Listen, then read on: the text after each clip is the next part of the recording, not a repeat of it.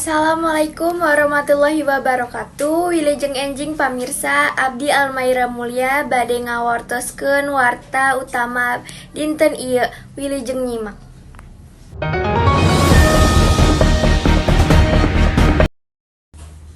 TNI AD manggihan 19 macan tutul di Jawa di Pagunungan Sanggabuana. Salah sahiji tim ekspedisi ti TNI AD nu khusus nyuncruk populasi satwa. Hasilna manggihan 19 ekor macan tutul di habitat alamna di Jawa. Kagiatan ieu dimaksudkeun pikeun ngumpulkeun data ngeunaan distribusi sarta jumlah macan tutul di leuweung-leuweung di Jawa guna usaha pelestarian. Tim oge nanglutik kaayaan lingkungan, ancaman leuweung, sarta upaya mitigasi konflik antara manusia jeung satwa. Korban runtuhna gedong majelis di Bogor nambah jadi 174 jalma.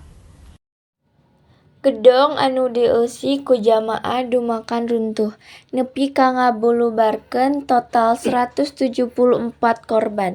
4 jalma tilar dunia di tempat kajadian, sedangkeun puluhan anu sanesna tatu-tatu sareng satawara masih keneh dirawat. Diduga sabab runtuhna gedong teh lantaran konstruksi teu cukup kuat pikeun nahan beban jamaah. Ratusan murid dahar bergizi atau MBG jadi musibah. Ratusan murid SMK Karya Perjuangan di Bandung Barat dilaporkeun karacunan saenggeus dahar MBG. Suasana sakola kacida rame jeung menyengkam lantaran ambulan datang silih gantian. Para murid anu jadi korban langsung digotong ka rumah sakit pikeun meunangkeun perawatan medis.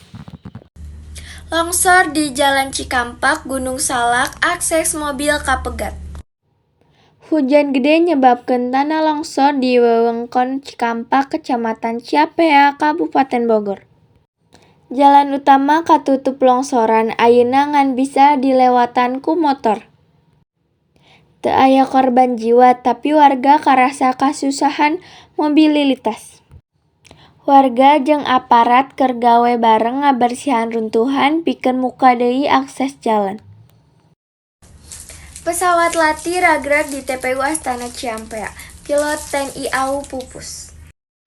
Pesawat kalawan nomor registrasi PKS126 munggaran ngapung ti Laun Atang Senjaja jam 9 WIB.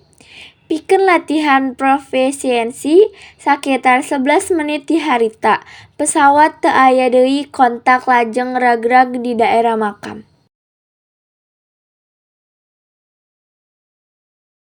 Pilot Marsmat TNI Fajar Adrianto pupus, sedangkeun kopilotna Roni Tatuparna. Nurutkeun saksi paninggal, pesawat katingali miring tuluy muter samemen nurutan.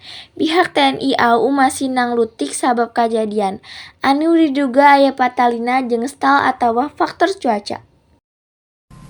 Eta warta dinten ieu abdi Almaira Mulia hatur nuhun wilujeng sonten. Wassalamualaikum warahmatullahi wabarakatuh.